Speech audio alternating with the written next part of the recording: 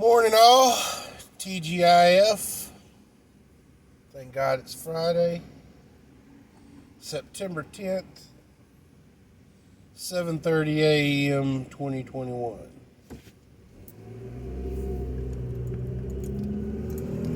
Today, we're going to be talking about yin and yang.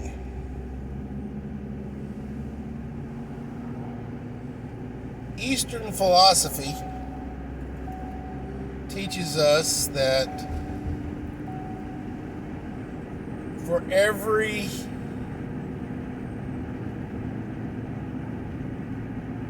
one, there is a two. For every left, there's a right. For every back, there's a front. For every up, there's a down. For every push, there's a pull.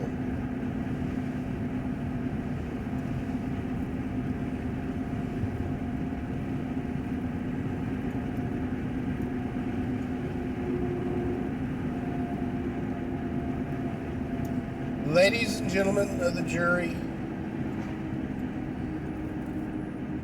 I want to submit that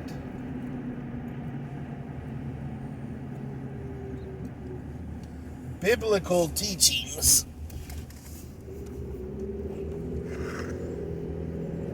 says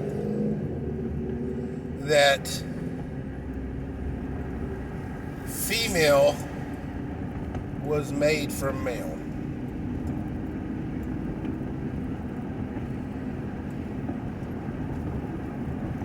So,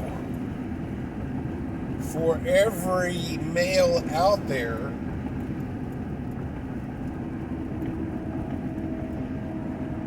there should be a female. Whatever predisposition you are as a male, there should be a female out there who balances out your personality. Now, for those of you who don't subscribe to biblical teachings, just know that anatomically speaking, man is missing a rib on his left side. So,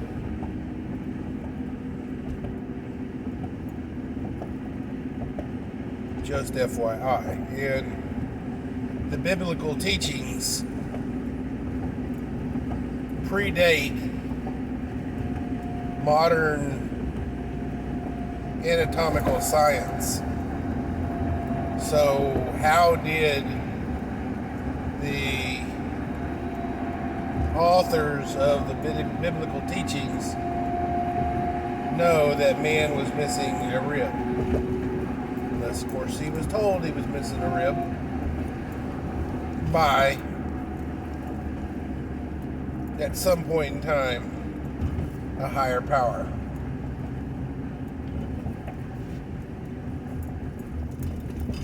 But I digress.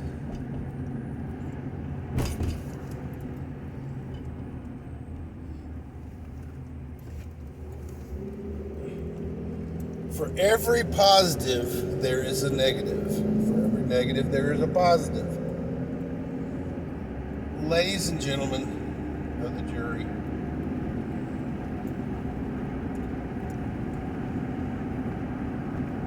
societies ebb and flow. Just like the tides, they rise and they fall.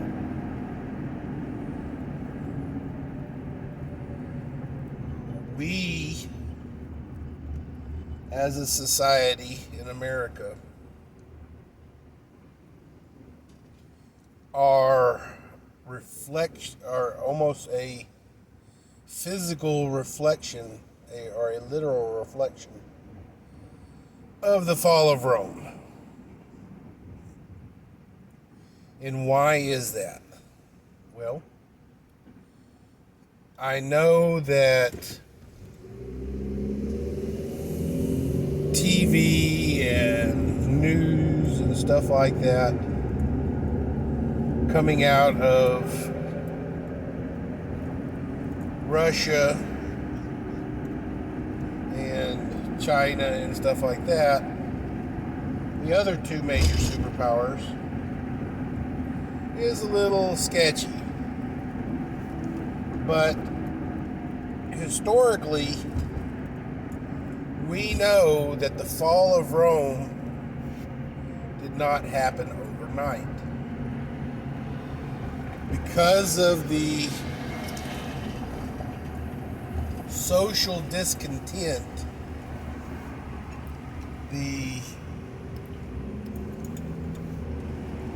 because everybody became so lax and so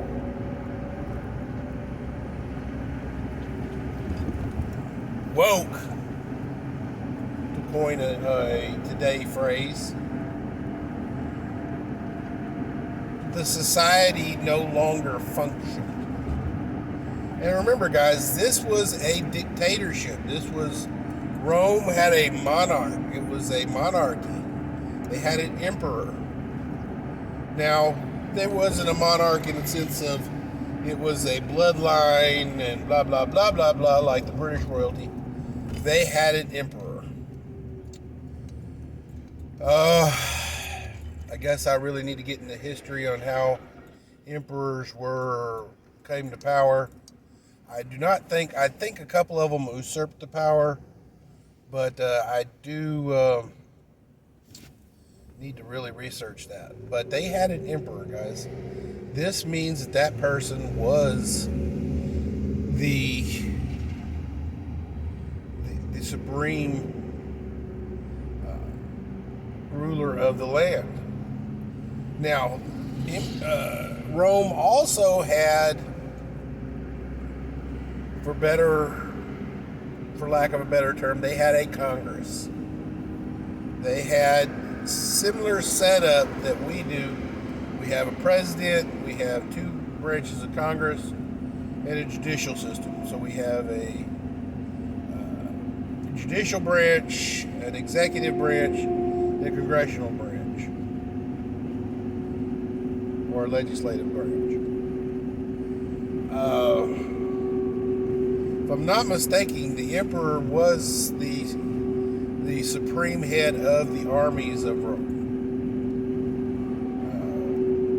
law enforcement and stuff like that. Their Congress in Rome did submit, laws and legislation. I can only assume they also had a judicial branch. But once corruption set in and complacency set in and wokeism set in, Rome fell. As great as their armies were, and as powerful as their armies were, they rotted from the inside out.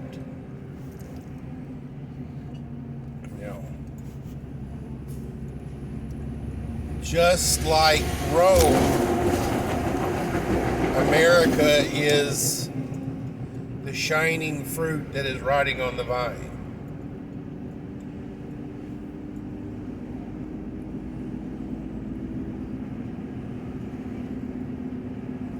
We need a great reset, and we don't need the great reset that is proposed to us. We need an election year in which all of the branches are cleaned house. I do realize that the judicial branch is a lifetime appointment, which, I guess as branches go, it is what it is. But what needs to happen is our legislative branch has become a den of thieves because of open lobby. Once unvetted or unsolicited or unchecked lobby came into effect,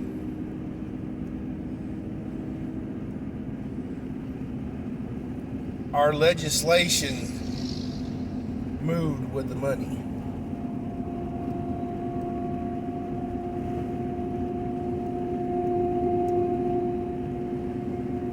Ladies and gentlemen of the jury,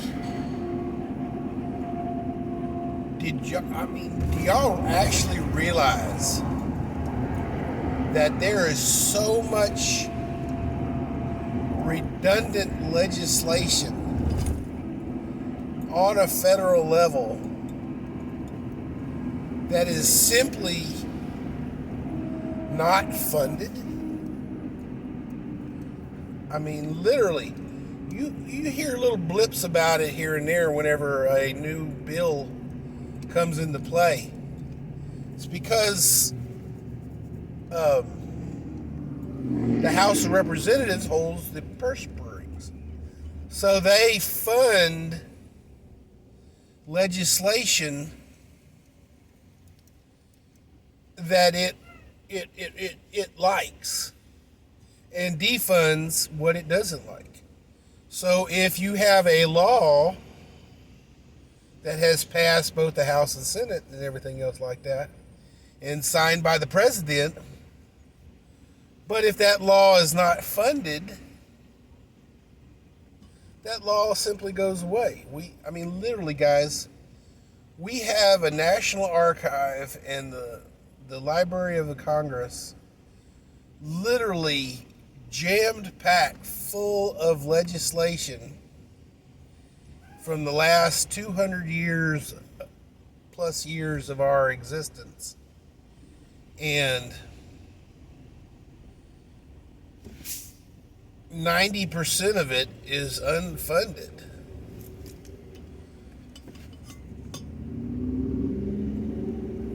We keep passing new and latest and greatest legislation, but over 60% of the new laws that we actually pass are actually on the books in just unfunded legislation. We really wouldn't need to have to fight through congressional approval, congressional votes, senatorial votes, and an executive signature if they would just fund the laws on the books.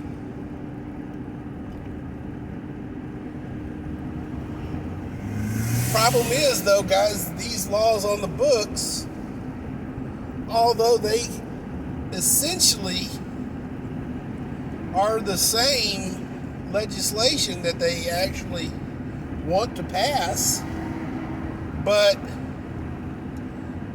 the spin machine that is our news and our Congress don't like the specific wording of the law, or there is a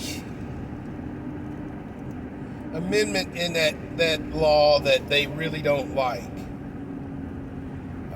Unfortunately, with the way pork is stuffed into legislation, a lot of legislation falls to the wayside because of the amount of pork stuffed into the law.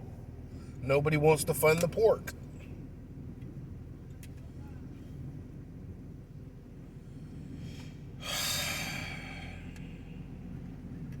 Yin for every yang, guys. Yin for every yang.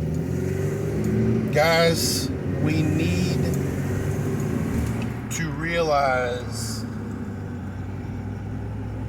that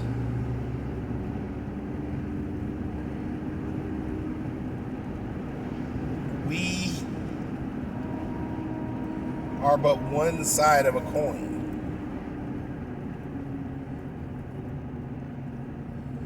Man, there is a woman for you. Woman, there is a man for you. And such.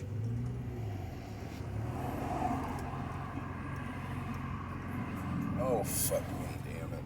What the hell's going on here? Please, you've got a damn rotary engine. Go.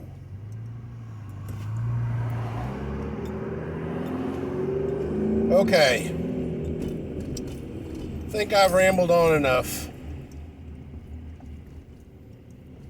Time to go. Keep your stick on the ice.